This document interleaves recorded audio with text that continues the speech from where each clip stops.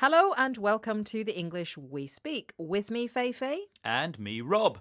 Hey, Feifei, I wonder if you can help me. Of course, what is it? Well, when I was cycling to the office, I got a puncture, and I need help fixing it. Sure, I can help you with that. It's a doddle. Right, so you think it's easy? Yes, that's what a doddle means.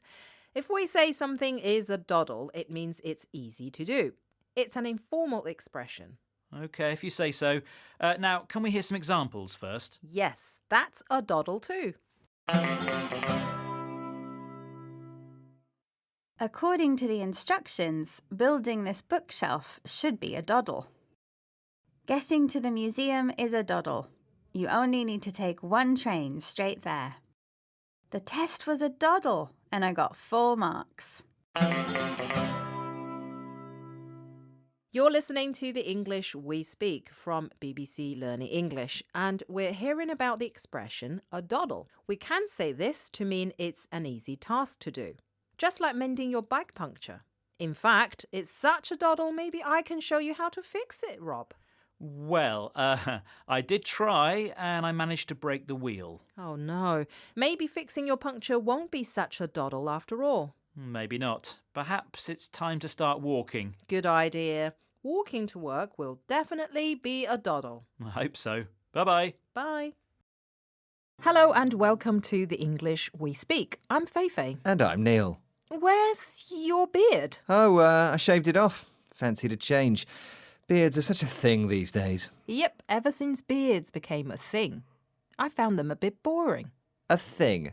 Of course, we know what the word thing normally means, but what does a thing mean here? Our phrase for this programme means a trend or something recognisable in popular culture. If beards are a thing, it means they've become fashionable. Lots of people have them. Yes, cats on the internet. They're a thing. Oh, fidget spinners. They're definitely a thing. Fidget spinners? Yes, those little metal or plastic toys that you spin on your finger. Know them? Ah, those things that kids everywhere are playing with. Not just kids. Anyway, what else is a thing? Listen to these examples. Using funny GIFs in your message is such a thing. You know parkour, the sport of running and jumping across buildings. Why is that such a thing? Organic powdered food? Since when has that been a thing?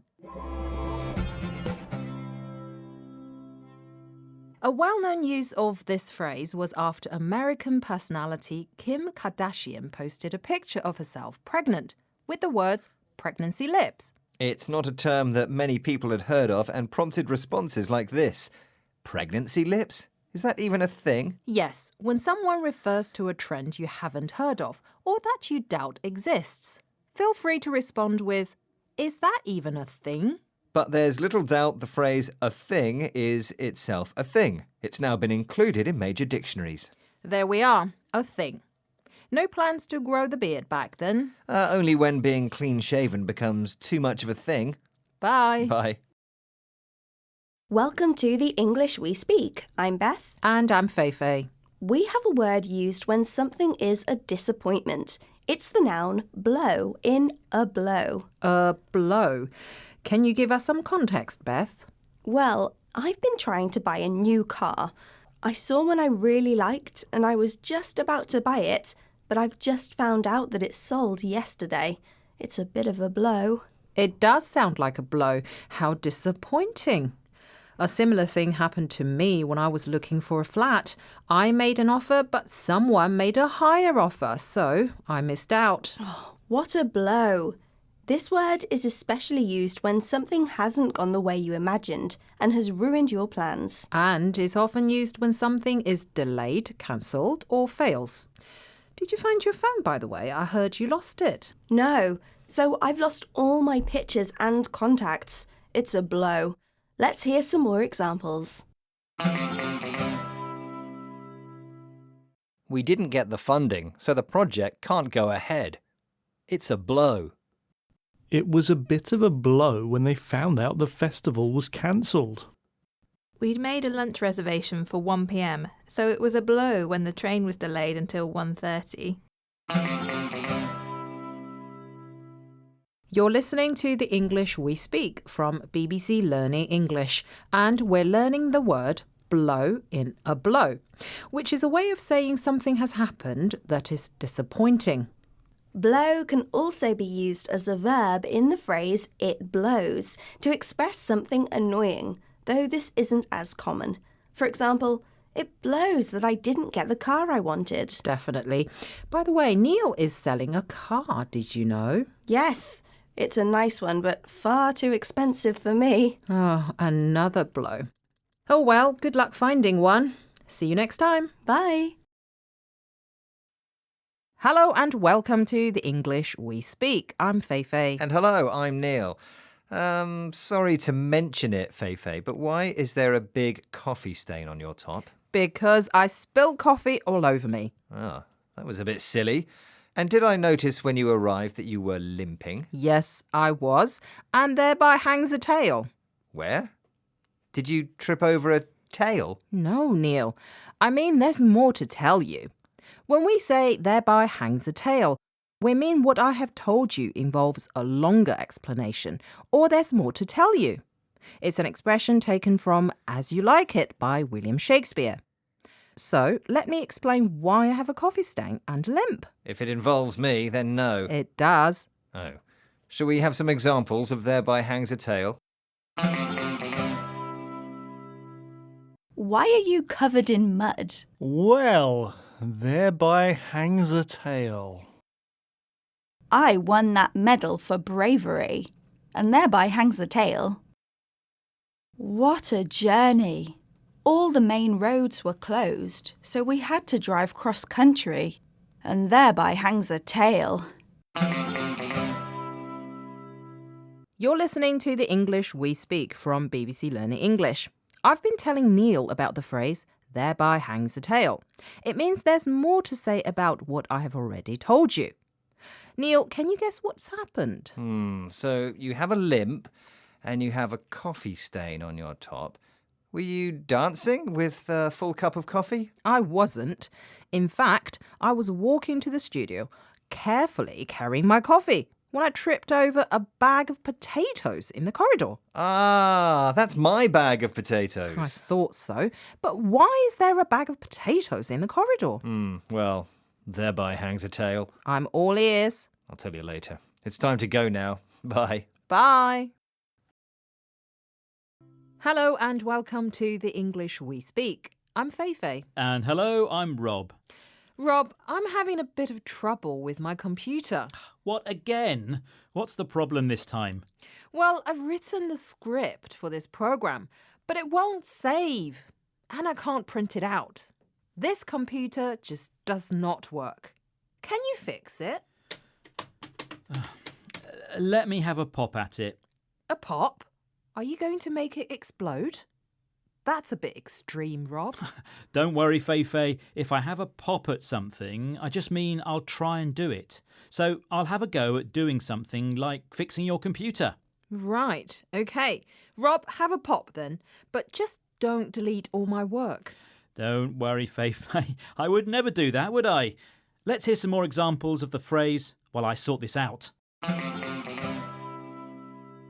I'm going to have a pop at doing this online application for a passport. Apparently, it's really easy. We had a pop at making a cake, but we baked it for too long and it burnt. Why not have a pop at yoga? I've heard it's good for your mind, body and soul. This is the English We Speak from BBC Learning English, and we're talking about the phrase have a pop, which means to try something. So, Rob, you've had a pop at fixing my computer. Any luck? Not exactly. Everything seems to have disappeared from the screen. Let me look. No! You have deleted my script. Rob, did you know that have a pop has another meaning?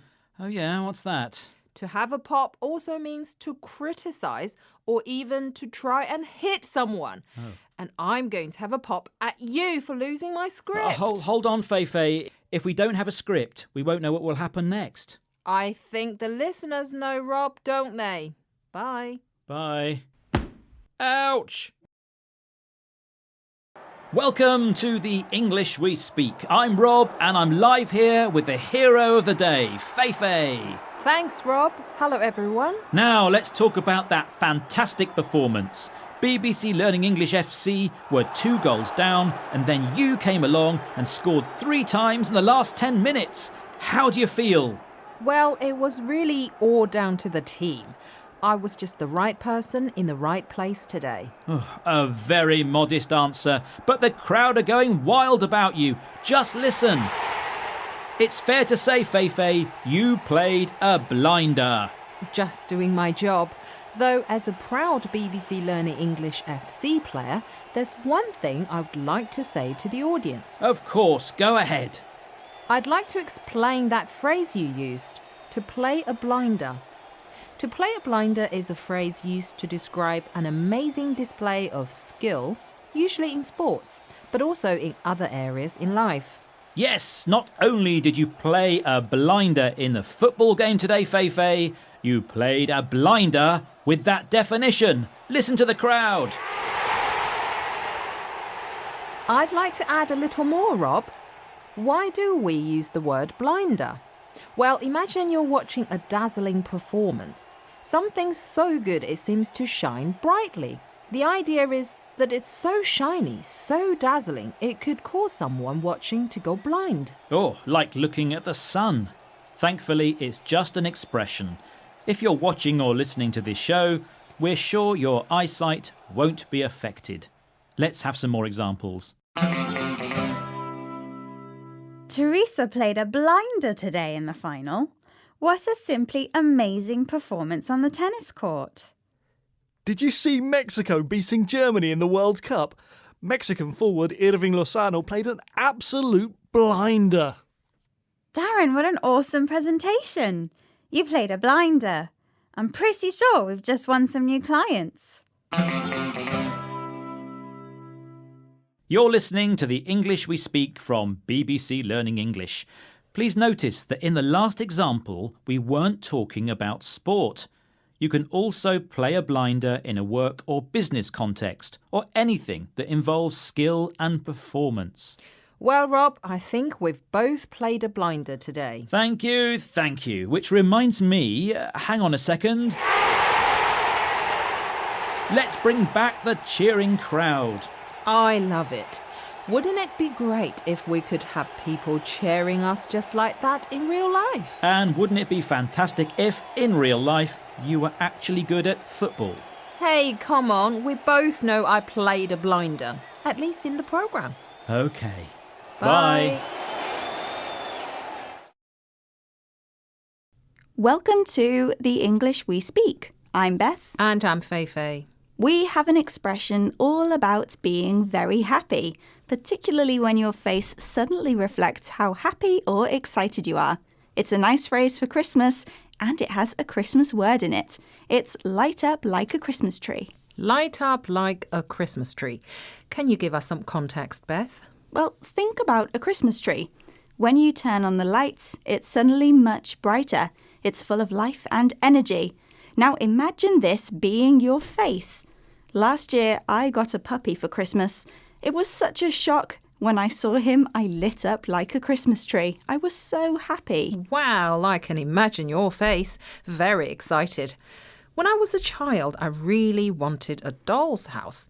I didn't expect to get one, but I did. I lit up like a Christmas tree. So, in both these situations, we were surprised. A happy surprise, and our faces reflected that. But this expression doesn't always have to be used with a surprise or Christmas. True. Whenever I see my family after a while, I light up like a Christmas tree. I know I'm going to see them. It's not a surprise, but I still feel really excited about it. Yesterday, my nephew lit up like a Christmas tree when I told him we could make a snowman. He was very excited. Let's hear some more examples. My girlfriend lit up like a Christmas tree when I asked her to marry me. When I read him the poem I'd written, he lit up like a Christmas tree. I lit up like a Christmas tree when I found out I got the job. You're listening to the English We Speak from BBC Learning English, and we're learning the expression light up like a Christmas tree, which is a way of saying you look very happy or excited about something. Now, we've been using it so far metaphorically to mean you look excited about something, but we can also use it more literally, especially when a place is particularly bright with a lot of lights. Yes, I went to Paris last weekend, and at night the Eiffel Tower was lit up like a Christmas tree. Ah, yes, it's covered in lights. It's always lit up like a Christmas tree at night. I better go. It's time for our Christmas party. See you next time, and Merry Christmas. Bye for now. Hello and welcome to the English We Speak with me, Jiaying. And me, Neil.